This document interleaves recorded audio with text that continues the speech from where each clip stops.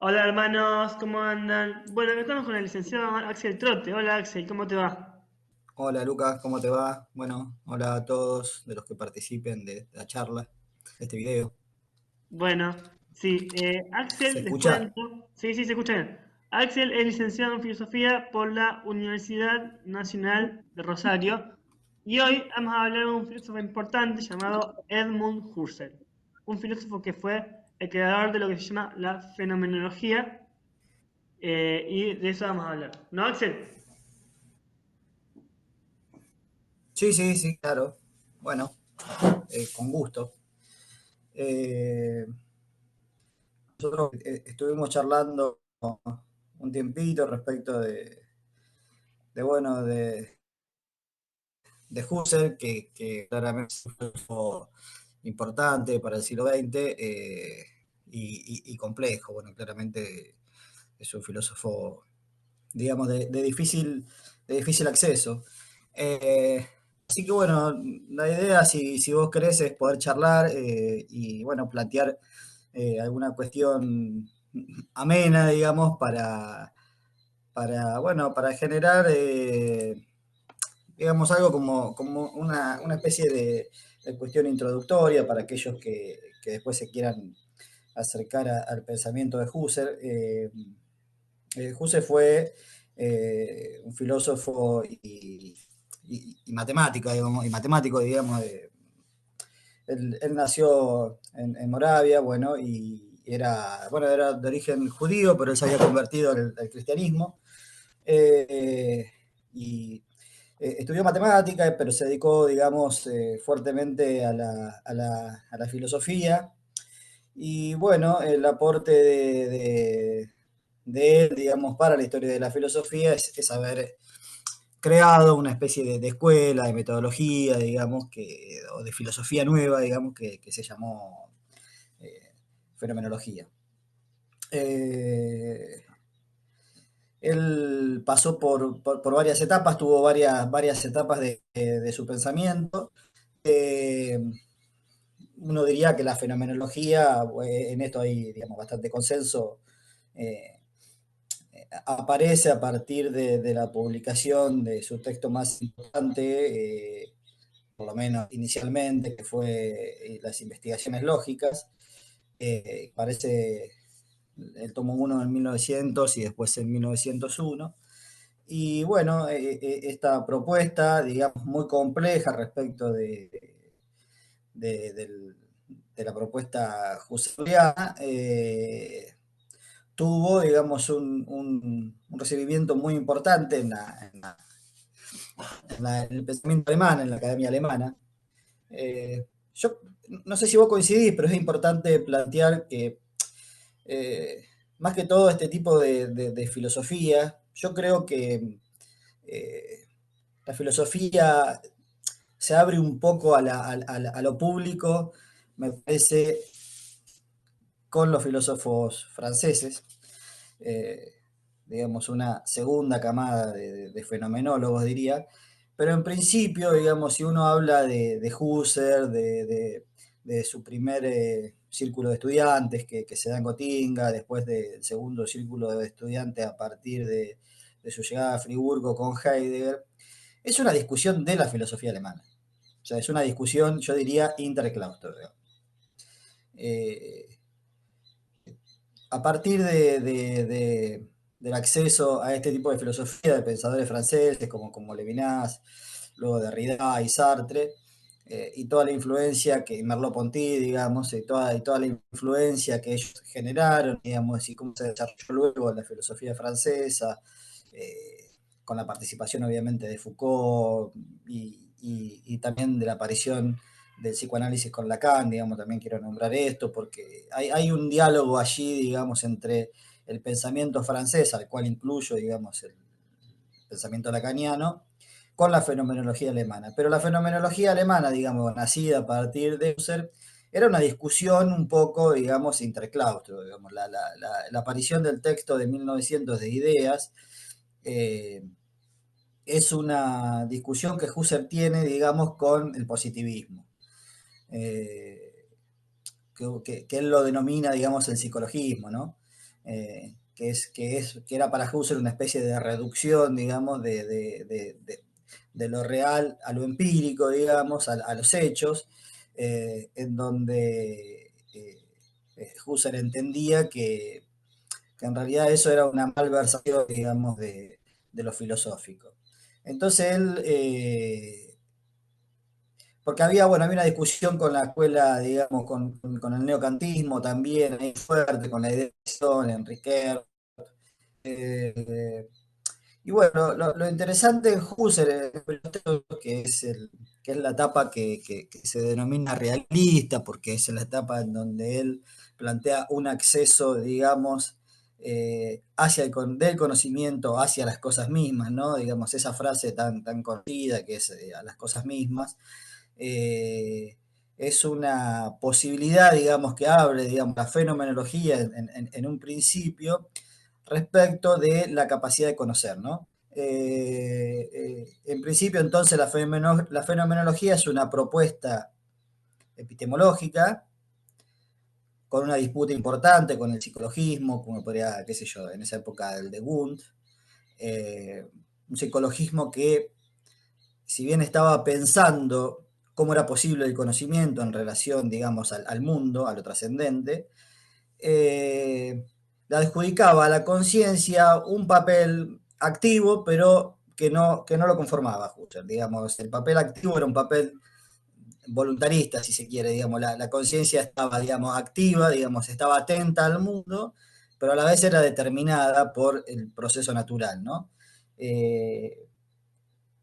Husserl tenía la idea de que eso no era así, de que la conciencia tenía estructuras que no podían ser naturalizadas, es decir, que no podían ser adaptadas al mundo, es decir, la conciencia no podía ser modificada según la versión, pero tampoco creía que, como en el pensamiento kantiano, digamos, sería la conciencia la que determina el objeto, es decir, la que crea el objeto de experiencia, que era lo que pasaba en Kant y que reducía de alguna manera el conocimiento al fenómeno, dejando por fuera el noúmeno, ¿no? En este caso, el fenómeno, digamos, la cosa tal y cual aparece, es el fenómeno tal y como aparece en la conciencia.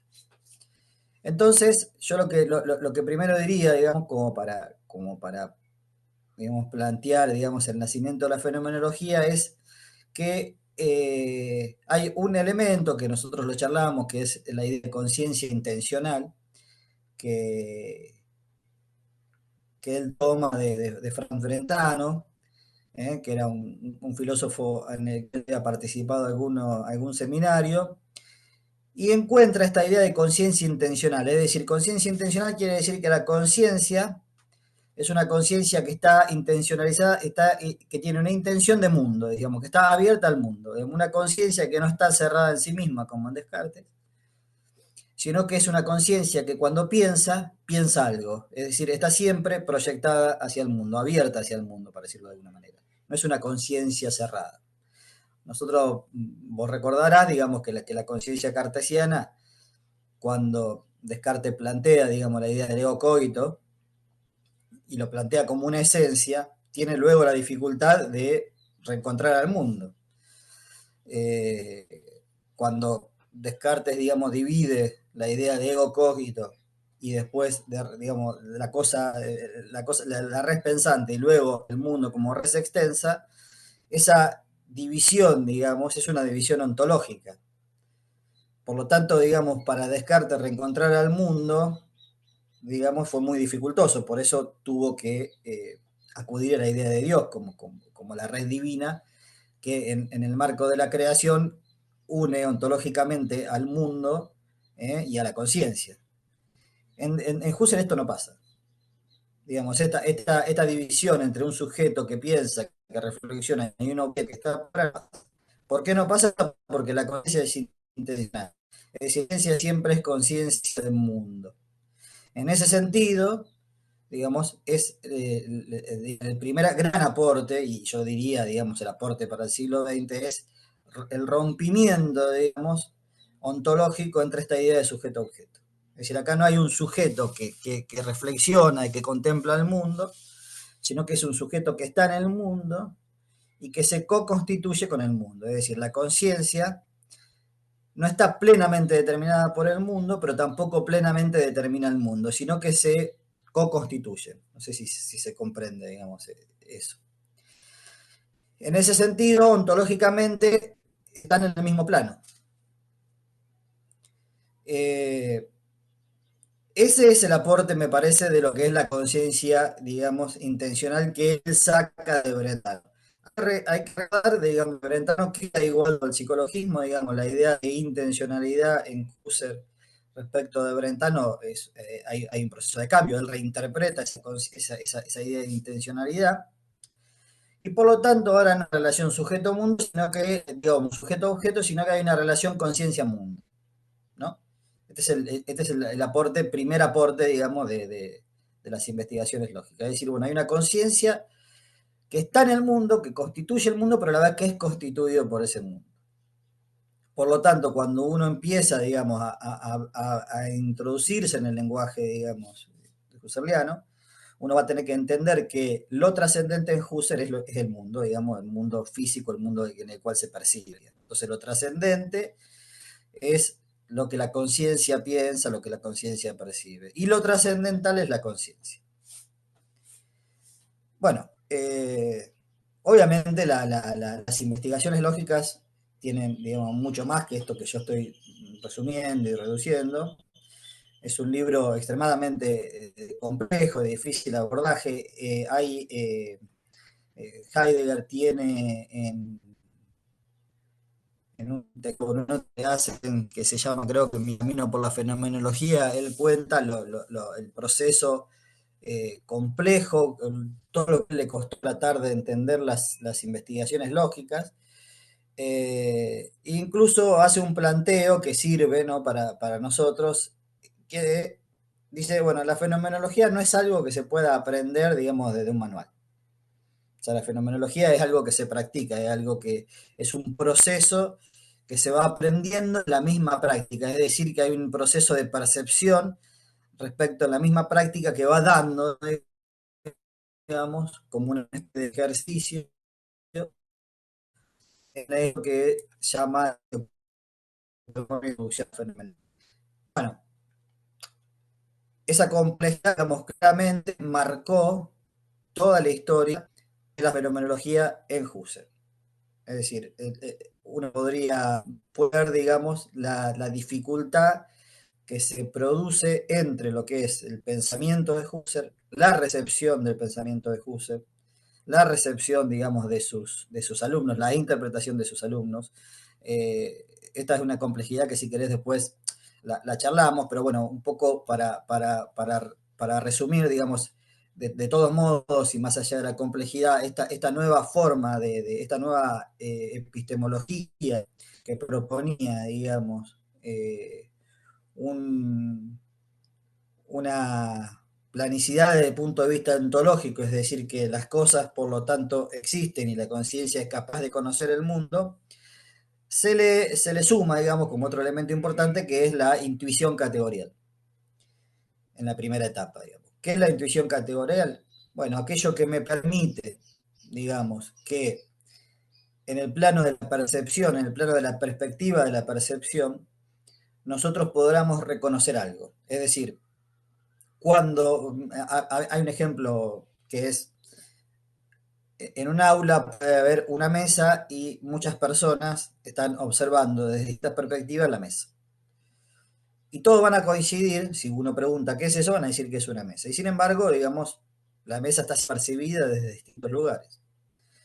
Husserl se pregunta por qué sucede esto, cómo es que se completa, digamos, esta idea de mesa para todos. Y él encuentra lo que él llama la intuición categorial. Él dice, la conciencia tiene, digamos, elementos estructurales, que él llama la intuición categorial, que permite completar el sentido. Y que por lo tanto, al permitir completar el sentido, permite entender que eso es una mesa para todos. Ese sería como el milagro fenomenológico, es decir, por lo tanto, esa mesa que se me aparece a mí en la conciencia, digamos, la cosa en sí de la mesa, yo la puedo captar en tanto en cuanto se me aparece a mi conciencia a través de la intuición categorial que la completa. Y por lo tanto, diría, ahí yo lo que capto es la esencia de la mesa, el fenómeno mesa. Por lo tanto, la cosa en sí está, digamos, o aparece, el fenómeno, digamos, aquello de que aparece y cómo aparece, en mi conciencia. Bueno, ¿qué sería el elemento novedoso? Digamos, bueno, que el conocimiento pueda acceder a la percepción y al conocimiento de las esencias. Bueno, a partir de allí, obviamente, ¿me quería preguntar algo? Te iba a preguntar si la intuición categorial es lo mismo que la intuición eirética. Claro, exactamente, sí, sí, sí, exactamente. Bueno, y ahí aparece algo que es un elemento fundamental, que es la intuición. Es decir, aparece un elemento, digamos, que es, digamos, desde la racionalidad, no es novedoso, porque ya estaba en Kant, pero el tema es que el neocantismo había hecho de la intuición o de los procesos, digamos, o sea, había dado a la intuición un elemento secundario o un protagonismo secundario respecto de cómo se constituye un conocimiento. Por eso, digamos, bueno, el problema de la representación, en Husserl hay una representación, el fenómeno se presenta tal y cual es. No hay una representación, no es que la cosa, digamos, se me representa. Yo lo capto y la cosa en sí o el fenómeno es aquello que aparece a mi conciencia.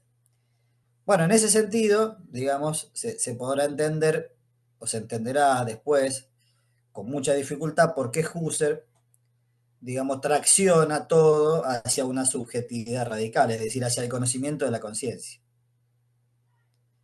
Es decir, bueno, ¿cómo es posible el conocimiento en esta relación ontológica que existe, que está en su, digamos, la conciencia del mundo? Digo, el mundo existe, la conciencia existe, el conocimiento es posible porque estamos abiertos a este mundo. El tema es cómo fundamentamos este tipo de conocimientos. Bueno, en este sentido, Husserl dice, bueno, la manera que tenemos de fundamentar este conocimiento, o lo más estable dentro de los elementos, es la conciencia. Digamos, la conciencia se me aparece de forma inmanente a mí, de forma cuántica, esta verdad es evidente por sí misma. Por lo tanto, lo que hay que constituir es un nuevo sujeto, un sujeto radical, en el cual todos estos elementos que están, digamos, que uno podría decir son propedéuticos, digamos, esta intuición eidética, la intuición categorial, bueno, ¿cómo es posible, digamos? Hay que intentar reflexionar sobre eso. Bueno, y ahí aparece, obviamente, lo que es, porque en la primera etapa no hay un método, digamos, hay todo un desarrollo. Ahí aparece, digamos, lo que es lo que se le denomina el giro trascendental, que fue, digamos, todo el proceso más polémico, en donde él va a presentar el método de reducción eh, fenomenológico, es decir, la epogea, la reducción y la reflexión Sí, trascendental, que es unir hacia la conciencia, no unir, digamos, ir hacia la conciencia, ¿no? O sí. sea, la conciencia donde el Perdón, ¿la triple Poger sí. aparece recién en la segunda etapa o ya está en la primera etapa del pensamiento de Husserl? No, el tema es así. Yo entiendo cuando vos decís triple epogé, digamos, es como que, no sé si estás hablando de las vías de acceso a la conciencia o las reducciones. Por ejemplo, eh, es muy difícil, pero eso está, digamos, definir de manual qué es la epogé, qué es la reducción en Husserl, digamos. O sea, por ejemplo, hay un especialista muy importante que es Monod, que él plantea que reducción y epogé es lo mismo. Yo creo que son dos momentos, digamos. La epogé es la puesta entre paréntesis del mundo, si se quiere, y la reducción es el ir hacia la conciencia, digamos. Reducir es llevar, digamos, la reflexión hacia un lugar, hacia un espacio. La epogé, digamos, lo que hace es suspender el mundo, la reducción es lo que nos lleva al espacio, digamos, de la conciencia y define la tematización. Hay tres vías que se conocen, que se fue estudiando después, que es la vía ontológica, la vía cartesiana y la vía psicológica. Eh, esas tres vías van conviviendo de alguna manera en las diferentes etapas de Husserl, pero es una descripción de momentos metodológicos que Husserl no lo planteaba tan claramente. Sí, por ejemplo, la primera etapa, digamos, lo que es la reducción eidética más importante, donde se encuentra el ego puro, es lo que se llama la reducción cartesiana, ¿no? O la vía cartesiana. Sí. A ver, el estudio de posición entendía como la reducción fenomenológica, la reducción idética y la reducción trascendental. ¿Eso ya está en la primera etapa o en la segunda recién? No, digamos, eso está en la segunda etapa, a partir de que el método funciona, a partir de que el método se propone.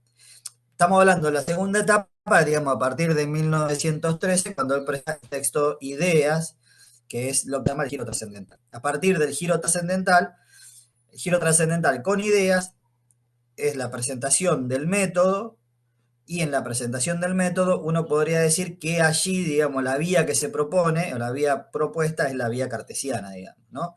Que es una reducción, digamos, total hacia la conciencia pura, ¿no? Y, digamos, una propuesta de descripción de los elementos de la conciencia pura. Hay un punto anterior a eso que es el de la presentación del programa, digamos, de la fenomenología, que aparece en 1910 en la revista Logos, que dirigía, creo que era Riquet, en donde, bueno, que es el texto de la filosofía como ciencia rigurosa, ¿no? O sea, que, digamos, es un texto publicado, digamos, Husserl lo publica en 1910, como la filosofía como ciencia rigurosa, y ese es su programa, esa es su propuesta. Husserl creía, estaba convencido, lo tuvo toda su vida, más allá que si al final él cree que ese sueño se derrumba, de que era posible una matesis universal, digamos, la constitución de una filosofía perenne, ¿no? O sea, que él volvía, digamos, por eso él se decía, digamos, que él era un neocartesiano, pero radicalizando, digamos, y resolviendo los errores cartesianos. Es decir, en Husserl hay una propuesta de razón, digamos, de racionalidad, que él que es capaz de ser constituida como una fundamentación total de la filosofía. Él buscaba, digamos, algún tipo de saber, algún punto, digamos, fuerte que no podía ser refutado y a partir de allí constituir, digamos, todo el proceso de una filosofía ahí sí como ciencia rigurosa. Lo primero que él entiende que hay que constituir es decir, bueno, la filosofía es algo que genera, digamos, en principio un filósofo que piensa. Por lo tanto, es una conciencia que piensa. Bueno, primero entonces, una conciencia que piensa lo pensado en Husserl, ¿no? Que está siempre abierta hacia el mundo, que está constituida por el mundo también. Entonces, digamos, la idea, digamos, de Husserl es ir a plantear, digamos, una nueva propuesta de subjetividad radical. Y a partir de ahí fundar, digamos, una filosofía en el sentido histórico de cómo, digamos, que también lo tuvo Platón, Aristóteles, y qué sé yo, en esta idea, digamos, de conocimientos como el matemático, ¿no? O sea, de saber irrefutable. Para mí la ventaja en Husserl, a diferencia de Descartes, que él, recordarás que Descartes plantea de que, bueno, la verdad del ego cogito se me aparece como clara y distinta y por lo tanto lo verdadero, digamos, y que eso es apofántico, esto es mí, y por lo tanto lo verdadero será todo aquello que se me aparece. Resulta que lo claro y distinto, más allá del ego cogito, nunca el mundo. ¿No? Entonces, al plantear una cuestión tan fuerte desde el punto de vista epistemológico, vos recordarás que luego, para acceder al mundo, el saber, digamos, es analógico, digamos. O sea, yo, digamos, creo que el otro que se me aparece es análogo a mí, por lo tanto, si Dios lo creó, como me creó a mí, tengo que creer que eso también es verdadero, bueno. Y después genera todo el método, digamos, para establecer, digamos, una en realidad, digamos, marca una decisión muy fuerte entre la conciencia del mundo a partir, digamos, del Descartes, ¿no? Por eso, por eso, eh, por eso la síntesis kantiana, ¿no? Después. Pero, ¿qué te quiero decir? En Husserl hay un sueño, digamos, hay una meta, hay una propuesta, digamos, de él y un convencimiento y una creencia de que es posible, digamos, fundar una filosofía como ciencia rigurosa. Críticamente, toda forma de saber relativo al cual él entendía que era el psicologismo, digamos, el naturalismo, el historicismo. Eh, por eso la dificultad de volver al mundo, ¿no? O sea, la dificultad de volver al mundo, porque el mundo es temporal, ¿no? Entonces todo lo temporal tiene su historia y Husserl solo iba a volver al mundo una vez que esté, digamos, convencido de que el sujeto, digamos, que conoce al mundo, que está abierto al mundo, estaba fundado desde el punto de vista filosófico.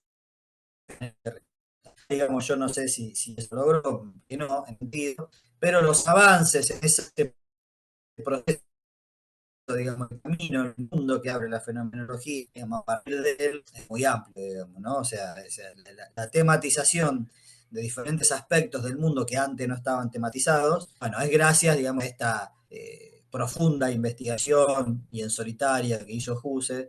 Husserl es claramente, digamos, tal vez el último filósofo al estilo moderno, ¿no? Ese filósofo que está en soledad, reflexionando, pensando, reinventando. Eh, Más allá de que era un docente que participaba. Sí, un eh, poquito, yo sé que entiendo que Husserl tiene dos etapas y que la primera es un poquito más realista y la segunda, donde como vos decís, formula las tres reducciones como tres partes del método, es más idealista, puede ser. claro, pero en realidad, o lo que se llama más trascendentalista, porque lo trascendental ahí es la conciencia, entonces él va hacia la conciencia, reduce, digamos, el mundo a la conciencia, digamos, ahí donde las cosas aparecen, es ahí donde el fenómeno se da. Este es un proceso muy complejo porque a partir de esta propuesta de ideas de 1913, que es ya la última etapa de Gotinga, digamos, sus alumnos más importantes, yo te lo quería nombrar porque vos me lo habías, la otra vez lo habíamos hablado, en la etapa de Gotinga, digamos que es la etapa que va desde 1901 hasta 1913 o 14 o más, creo que en el 17 se va a Friburgo. Él ahí se genera un círculo de estudiantes que van desde toda Alemania y desde otro lado de Europa a estudiar con él a partir de la recepción del texto Ideas, no, perdón, las investigaciones lógicas, ¿no? Te voy a nombrar algunos y tengo acá un apunte de los alumnos que se fueron, por ejemplo, bueno, los que están, digamos, un poco en el tema de la filosofía, algunos lo reconocerán, está Alexander Pfander, Moritz Geiger, Adolf Reisner, Max Scheler. Ese es el grupo de Múnich que se va hacia Gotinga y Stein, después claro, bueno, eso es a partir de 1901, estos alumnos que yo te nombré. A partir de 1908 va Hildebrand, Lipps, Ingarden, Kaufmann y Edith Stein, entre otros, ¿no? Todo eso son digamos, los discípulos, alumnos que fueron a estudiar con Husserl, los más reconocidos. El tema es que cuando Husserl, digamos, a partir de 1901, ya él expone, digamos, ya él presenta las investigaciones lógicas, desde 1901 a 1913, cuando aparece en Ideas, en el texto de Ideas 1, lo que es su giro trascendental, claramente su giro trascendental en él ya estaba en el proceso de Gotinga, digamos, o sea, porque o sea, en el proceso en donde todo el mundo está recepcionando el texto de investigaciones lógicas, él ya abandona investigaciones lógicas desde el punto de vista intelectual.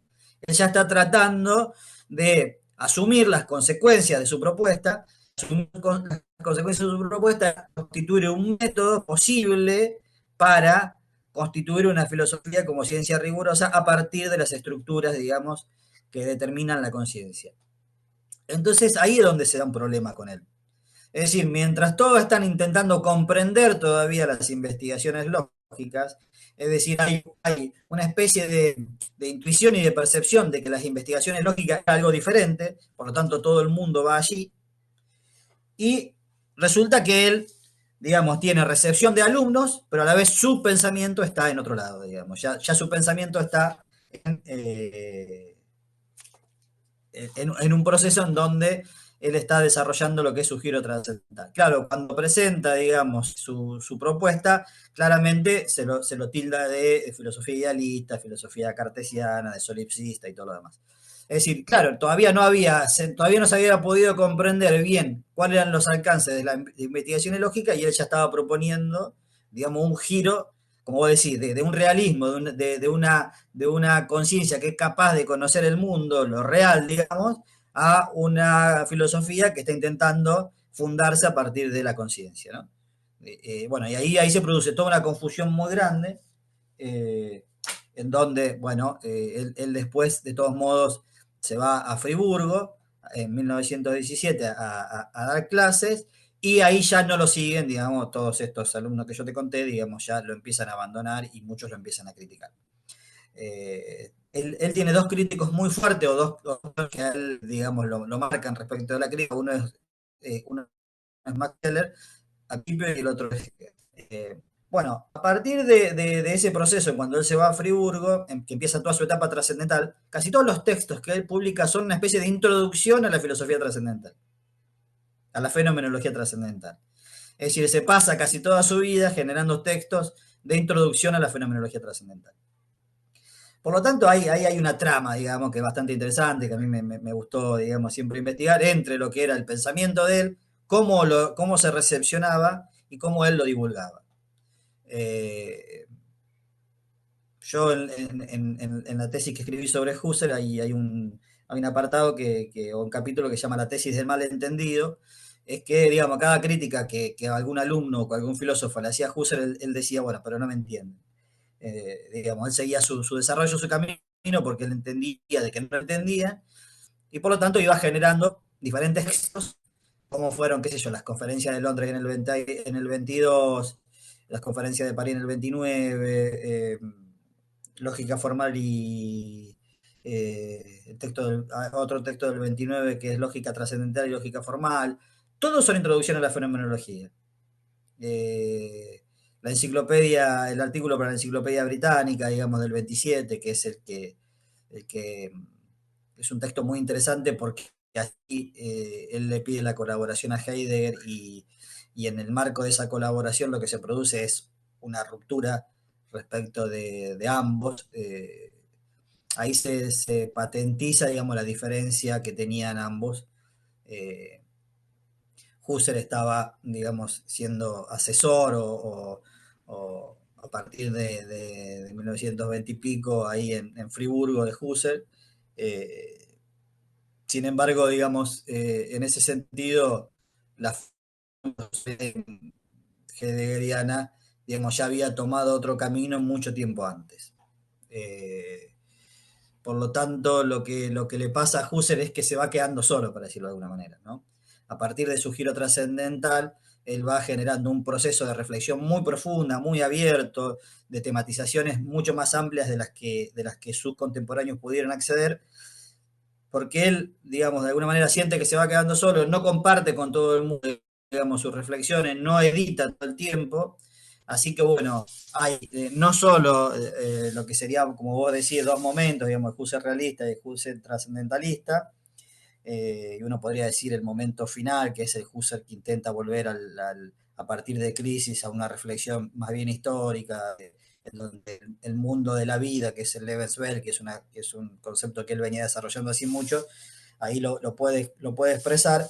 Eh, lo que aparece no solo son esos momentos o esa fase de desarrollo de Husserl, sino que luego aparecerán, luego de su muerte y todo lo demás, lo que es, digamos, todos los textos de él, que son, como ves, digamos, o sea, él calcula que se editaron cerca de un 5% de textos en vida, y que había un 95% que estaban, digamos, inéditos.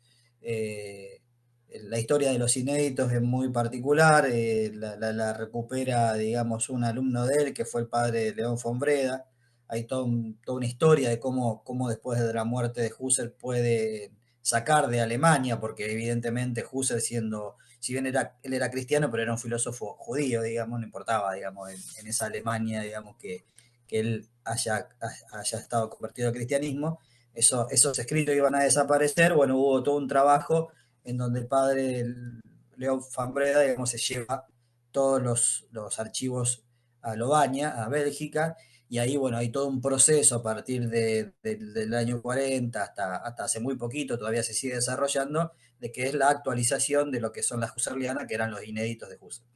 Y ahí aparece lo que nosotros sabemos que es digamos, la nueva imagen de Husserl, que es un Husserl que sus contemporáneos no pudieron, digamos, conocer del todo, porque, claro, la recepción era diferente. Es decir, ellos tenían y se habían quedado, qué sé yo, con el texto de ideas, como un filósofo trascendental y que había caído en solipsismo, pero sin embargo, digamos, en sus archivos estaban, digamos, todo un proceso de reflexión en el que él iba intentando solucionar, digamos, aquello que aparecía a través de la crítica.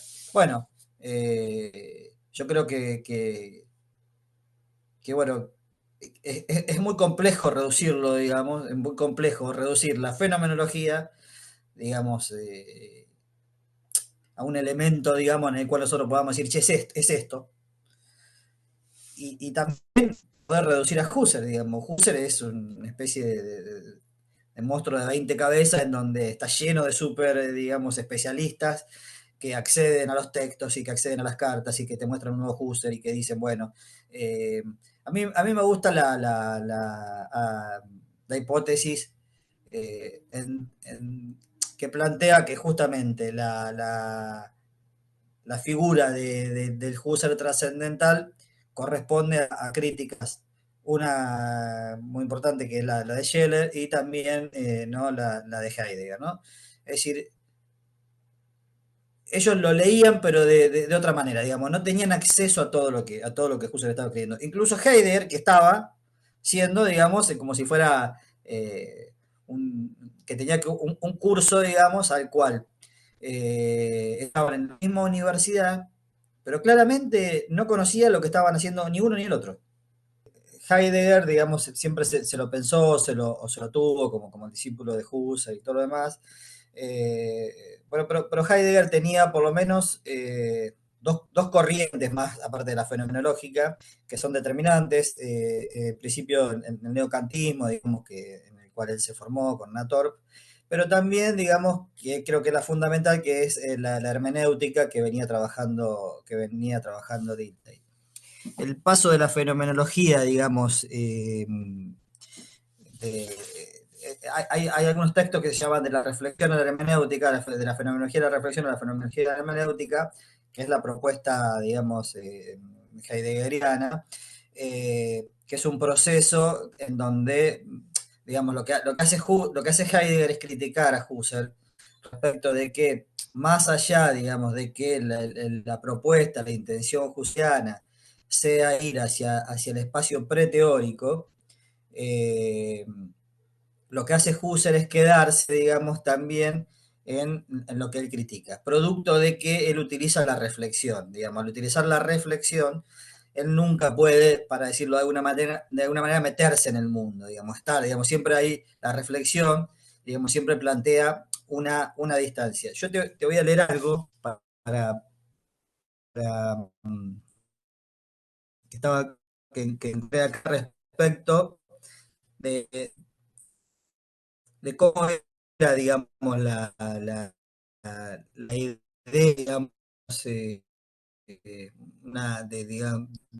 la propuesta husserliana, para después entrar un poco en la crítica de Heidegger. Se dice, más que un método, como a veces suele presentársela, estoy leyendo un paper acá, de Antonio Gutiérrez Pozo, que se llama La Constitución de la Fenomenología de la Fenomenología de Husserl, es un programa filosófico o una filosofía programática, contiene un método de los aspectos esenciales del programa, y luego plantea una ciencia a priori de la conciencia, que es lo que estábamos hablando, ¿no? Pues de ese lema se desprende una idea fenomenológica de la conciencia y de la filosofía como ciencia descriptiva de la conciencia en actitud fenomenológica.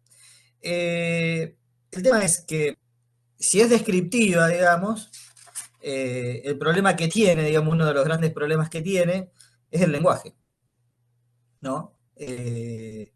es un problema que van a compartir, digamos, luego Heidegger, Husserl y también en esa época Wittgenstein, ¿no? Es decir, si yo tengo que ir hacia un lugar de lo preteórico, de lo preteorético, ¿por qué dice Husserl? Husserl dice, bueno, el mundo está escrito tal y como, en realidad, para resumirlo, el positivismo lo dijo. Es decir, el lenguaje está constituido de una manera en la cual hay un señalamiento, hay una forma en la cual se conceptualiza, en donde todo se convierte en cosa, todo es medible, todo es constituido de alguna manera por el sujeto que reflexiona.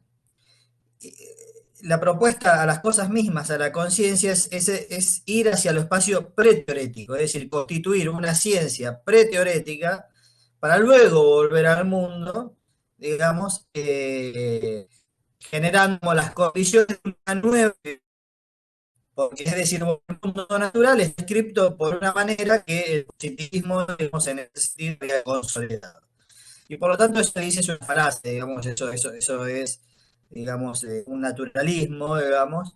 Digamos, en el fondo lo que está pidiendo Julio es cuáles son las condiciones de posibilidad para conocer. Digamos, hay que ir hacia el espacio, digamos, a constituir un espacio preteórico. Bueno, Heidegger dice de que en realidad él se queda, digamos, en el, en el espacio teórico, para decirlo de alguna manera, producto de la reflexión.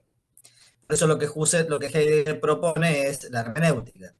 Y por eso Ser y Tiempo, digamos, ya no es, digamos, una descripción de la conciencia, sino es una posición en el mundo, digamos, en el mundo de lo fáctico, pero en el mundo de las condiciones de posibilidad de lo fáctico, ¿no? De cómo se constituyen los existenciarios EGE y todo lo demás. Eso lo puede hacer a partir del aporte que da la hermenéutica, es decir, bueno, yo estoy en el mundo y por lo tanto no tengo una relación diferencial, digamos, con el mundo, pero, como esto ya lo había dicho Husserl, en esta idea de conciencia mundo, pero, digamos, el método que propone Husserl es un método, digamos, que llega a introducir, digamos, el mundo, por decirlo de alguna manera. Ahora, esto fue así, digamos, en la vida de Husserl y en la vida de Heidegger. Sin embargo, a partir de lo que es los textos inéditos y la idea del mundo de vida, estaba claro que Husserl también estaba intentando, digamos, volver al mundo, para decirlo de alguna manera, o cuáles son las condiciones de posibilidad, digamos, de relacionarnos con el mundo, pero desde un punto de vista de lo que él tenía, que era su propuesta, que era desde una filosofía, digamos, como ciencia rigurosa. Eh, Heidegger no conocía, digamos, muy claramente este hecho, por dónde iba el pensamiento husserliano, inclusive en 1925, en un texto que se llama Los conceptos fundamentales de Husserl, de Heidegger, él está en la misma universidad, en una de las clases, porque eso es un texto de las clases, critica la fenomenología husserliana. Sin embargo, dice, bueno, pero yo no sé por dónde estará ahora. Digamos, no sé bien dónde él está, qué está pensando. Es decir, que hay una suerte de historia del mal, de la filosofía como una historia de los malos entendidos. Digo, no pasa nada, digamos, porque hay otro autor que dice la fenomenología es la historia de las herejías de los fenomenólogos, es decir, de todos los fenomenólogos que abandonan la posición husserliana y hacen su propia propuesta. Está claro, digamos, que el hecho de Husserl haber propuesto y haber introducido esta relación, digamos, ontológica entre la conciencia y el mundo, haber planteado que hay un ámbito, digamos, previo en el cual lo posible, digamos, se constituye como posible, digamos, ya casi en eso, en un lenguaje heideggeriano, pero es decir, ¿cómo es posible el conocimiento? ¿Cómo es posible la relación?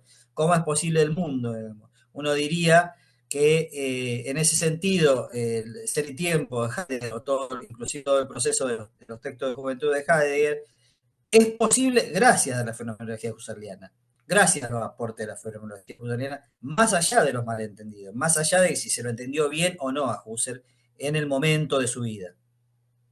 Si uno piensa, digamos, ese aspecto en donde ya el otro, digamos, aparece como ontológicamente en el mismo plano que aquel que lo conoce, pero donde el conocimiento ya no es el entendimiento.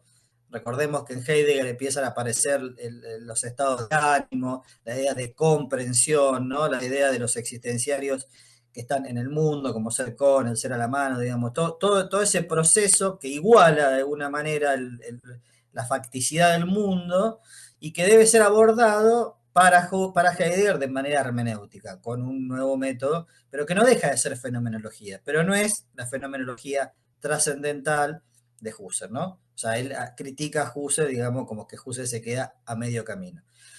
Bueno, esto que era una crítica que todos los alumnos de Heidegger en la misma universidad que iban a Husserl, digamos, la tenían bastante clara, el único que más o menos no sabía eso era Husserl. O sea que Heidegger ya estaba en otro camino, el que casi el único que no lo sabía era Husserl. Husserl de alguna manera se entera, digamos, del proyecto, digamos, heideggeriano, a partir de 1927, cuando se le pide a Husserl, desde la Enciclopedia Británica, un artículo en donde defina qué es la fenomenología, y él ahí decide, en 1927, mismo año en donde aparece Ser y Tiempo, decide invitarlo a Heidegger para escribir este artículo. Bueno, ahí hay toda una trama, digamos que en el texto en español, el artículo de la Enciclopedia Británica, hay una introducción muy importante de Walter Bimmel, donde están todos los manuscritos y la disputa de alguna manera teórica con Heidegger. Husserl decide, digamos, que en realidad la colaboración de Heidegger no iba a ser positiva respecto de lo que él quería presentar como, como fenomenología para la Enciclopedia Británica, y ahí de alguna manera se rompe la relación intelectual entre Husserl y Heidegger, y ahí Husserl se da cuenta, digamos, que ya no tiene, digamos, un discípulo de la talla y la magnitud que ya tenía Heidegger. Ya en 1927, vos calculás que Husserl se jubila en el 28 y en 1927 Husserl escribe Ser y Tiempo, publica Ser y Tiempo. La filosofía ya había girado, digamos, hacia la filosofía heideggeriana. Sin embargo, se da un hecho muy curioso que en 1928 lo invitan a Husserl a París. Él da las conferencias de París. Ahí está Levinas, Lévi-Brul, digamos, toda la intelectualidad más importante de Francia, y presenta un texto que es el que yo trabajé en mi tesis, que son las conferencias de París, que casualmente, digamos, es un texto en donde Husserl presenta aspectos de su fenomenología que él ya había de alguna manera dejado atrás. Presenta una introducción a la fenomenología, pero desde el punto de vista de la vía cartesiana. Es decir, que una fenomenología que vuelve al ego puro. Bueno, a partir de ahí está todo un proceso, una disputa bastante extraña, porque no se entendía bien por qué él presenta de ese modo su fenomenología, cuando el camino que él estaba desarrollando ya era otro. Entonces, Levinas rápidamente traduce las conferencias de París del alemán al francés, y cuando él se da cuenta de eso, dice, bueno, acá va a haber una recepción errónea de mi pensamiento, y constituye lo que son las meditaciones cartesianas, en donde las primeras 4 meditaciones son, de alguna manera, las conferencias de París, y una quinta meditación que refuta las primeras 4, ¿no? O sea, que propone su nuevo, digamos, su estado actual, digamos, para decirlo de alguna manera. Bueno, ahí se da toda una trama de traducciones que él no llega a terminar de completar. La primera, en la filosofía francesa se traduce, digamos, las conferencias. Él creo que las meditaciones cartesianas no llegan en vida a poder publicarse. Y después, bueno, hay toda una trama. Las meditaciones cartesianas y las conferencias de París es el volumen 1 de la Husserliana, que en 1950 se publican, en el cual, digamos, se intenta ir reconstruyendo ya no solo el pensamiento de Husserl, sino la intención, digamos, de cuál era, digamos, lo que él quería mostrar, lo que él quería presentar. Claramente, él ahí, a partir de 1900, se jubila y se queda, digamos, huérfano para decirlo de alguna manera, de, de discípulos, y empieza todo un proceso que terminará en el texto Crisis, en donde él recapitula toda su filosofía y ya aparece, digamos, esta idea del mundo de vida en donde de alguna manera, para decirlo, la historia, digamos, es tematizada, digamos, ¿no? El mundo de vida, el mundo histórico intenta ser tematizado a partir, obviamente, siempre de su propuesta y de su proyecto de pensar a la filosofía, digamos, como una ciencia, digamos, rigurosa. Más allá que en el texto Crisis él dice, bueno, el sueño de plantear, digamos, una filosofía de ese tipo se ha acabado. En el fondo él nunca deja de pretender que, bueno, el elemento más importante que tiene, digamos, el ser humano es la razón, y fundamentar la razón a partir de la filosofía a partir de esta razón era lo que él planteaba, o sea, o al no haber logrado esto era expresión de lo que era la crisis, ¿no? La crisis de la ciencia europea. Es decir, bueno, es una trama muy, muy extensa, la que es el pensamiento husserliano, el pensamiento de la fenomenología. Yo me quedaría, digamos, más allá con la exactitud de cómo uno puede expresar el pensamiento de Husserl, que es muy complejo, y en qué etapa y en cuál otra etapa no. Evidentemente, vos también lo conocés porque lo hemos hablado, la influencia es muy grande. Yo en algún lado escuché que la fenomenología, que para el pensamiento religioso, es decir, también abre un espacio, digamos, ¿no? Cómo aparece a la conciencia el fenómeno religioso, e incluso entiendo, digamos, porque hubo discípulos muy importantes por acá, como Jean Patočka, que Wojtyla, digamos, había tenido acceso, lo que fue, digamos, Juan Pablo II había tenido acceso a los textos de Husserl y estaba bastante ensimismado también con la fenomenología, ¿no? En ese sentido. Yo creo que, bueno, no es posible pensar la idea del rostro levinasiano, la idea de la mirada sartreana, ¿no? Ni siquiera la idea de la deconstrucción, digamos, de Derrida, ¿no? En el sentido de la deconstrucción, porque el proceso hacia la conciencia es como un proceso de deconstrucción. En realidad lo que pasa es que Husserl intenta ir hacia un lugar puro. Derrida lo que dirá es que debajo del discurso dominante hay uno que quedó sepultado que hay que, digamos, que hay que reconocerlo, reconstruirlo luego, ¿no? Pero todo esto, digamos, surge a partir de la fenomenología. El pensar, digamos, la vida, la vitalidad, los estados de ánimo, surge a partir de, digamos, de un pensador como Husserl, que obviamente es desarrollado después las cuestiones, digamos, de la percepción, más específicamente por Merleau-Ponty, las cuestiones de los estados de ánimo también por Scheller, Edith Stein. Es decir, bueno, es tanto el mundo que se abre a partir de un filósofo que, como diría Heidegger, parece que no tiene sangre. Es decir, porque es difícil de acceso, su lectura, digamos, su escritura es muy dura. Sin embargo, me parece que tiene una vitalidad que late, digamos, yo no diría que la fenomenología en él es existencialista, pero está claro que sin este aporte, digamos, sin esta ontologización de la relación entre conciencia y mundo, no hubiese sido posible reflexiones o pensamientos como el de Heidegger, el de Sartre o el de Levinas, digamos. Entonces, o el de Derrida también, digamos, claramente.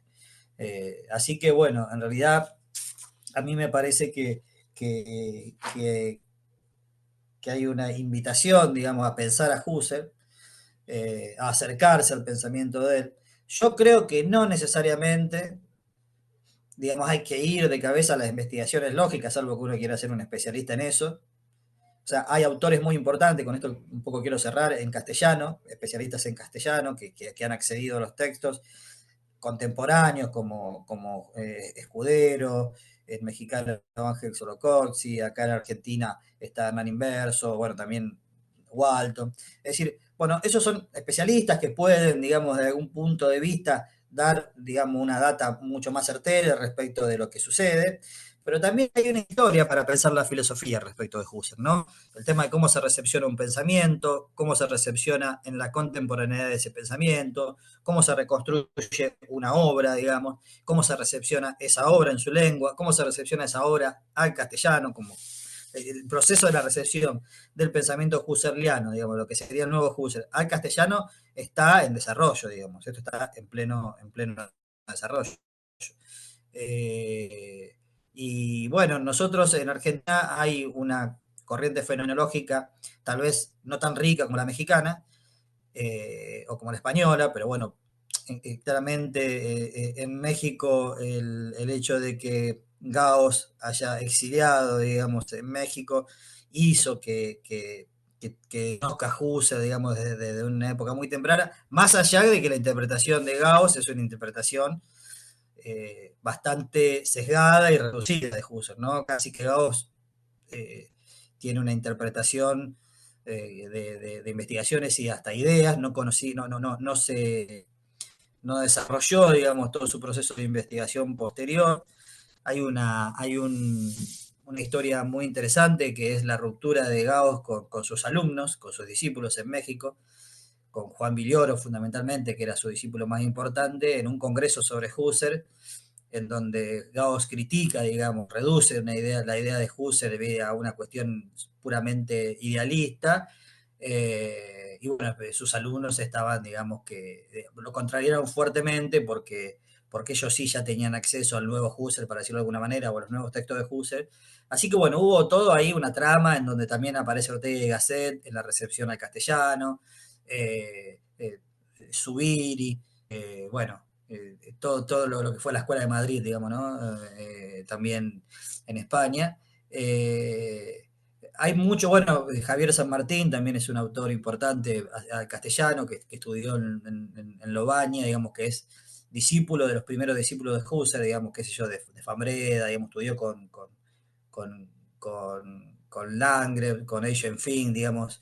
Eh, pero bueno, yo creo que la cita con la fenomenología, más allá de Husserl, es una cita obligada para poder entender el pensamiento contemporáneo. O sea, yo traté de abordarlo desde ese lugar, es decir, yo salí de la universidad prácticamente sin dar Husserl, y bueno, no podía no entender, digamos, qué pasaba, digamos, con la fenomenología, porque en realidad me acuerdo que lo único que teníamos era el Ser y Tiempo de Heidegger, ni siquiera estaban los textos de juventud que constituyen un poco un Heidegger más real también, ¿no? O sea, los textos de juventud de Heidegger, que son sus clases, o los textos como hermenéutica de la facticidad y todo lo demás, que son los textos que constituyen Hacer y Tiempo, se dan en contemporaneidad, digamos, con el pensamiento de Husserl. Eh, pero bueno, ya te digo, para mí, digamos, se abren muchos aspectos. Lo que abre la fenomenología como método, lo que abre la fenomenología, filosofía nueva, el aporte necesario, digamos, de Husserl con su idea de mundo de vida, a poder pensar el mundo, ¿no? A poder, digamos, un mundo en el cual estamos inmersos, ¿no?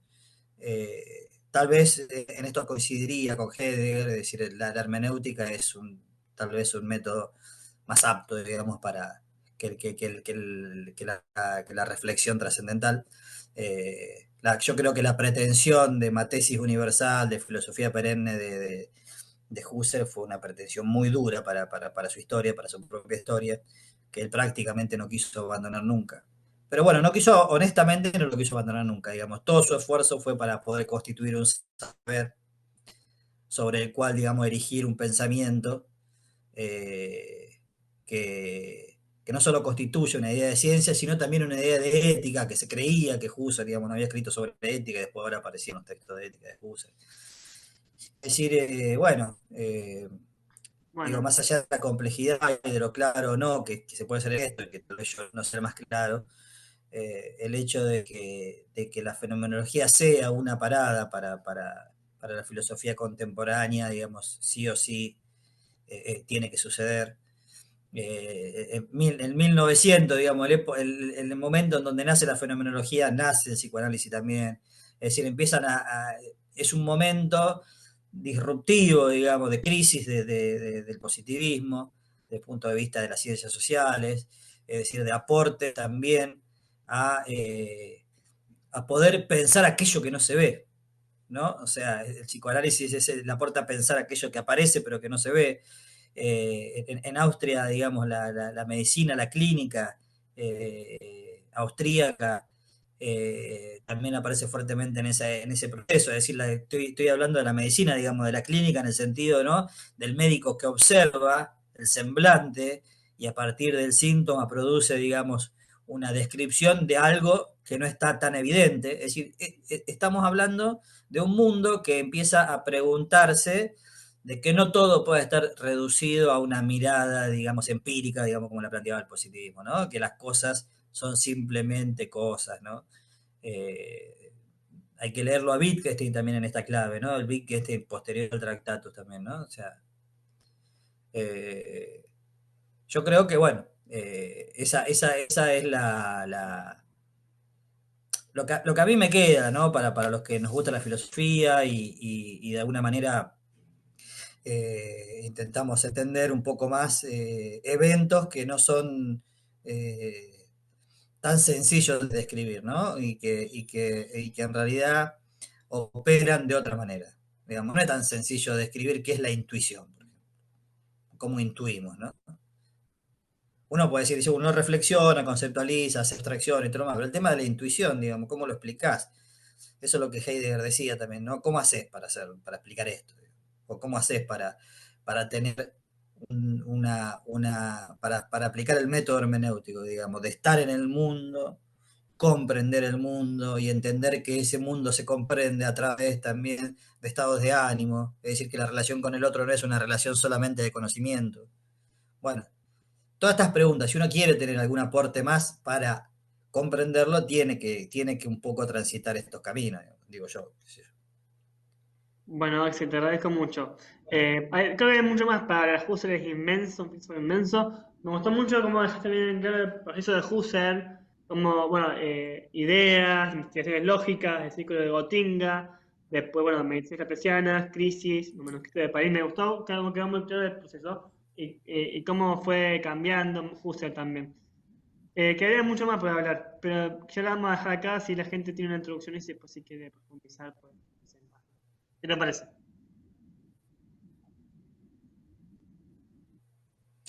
Dale, Lucas. Bueno, te agradezco el espacio, la charla. Bueno, espero que le sea útil.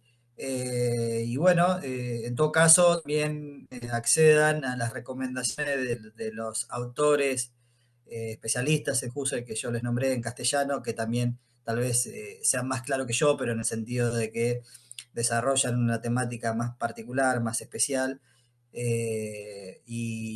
Y como para terminar, digo, ya sea Ángel Solocoxi el mexicano, o Escudero, o también Villa Cañas, que es el rector de la Universidad Complutense de Madrid en filosofía, tiene algunos congresos que están en YouTube para que se puedan ver, ¿no? Como introductorio a Husserl, resulta interesante, digamos, pero bueno, como recomendación eso, digamos, acercarse a un pensamiento complejo de la mejor manera que uno pueda, digamos.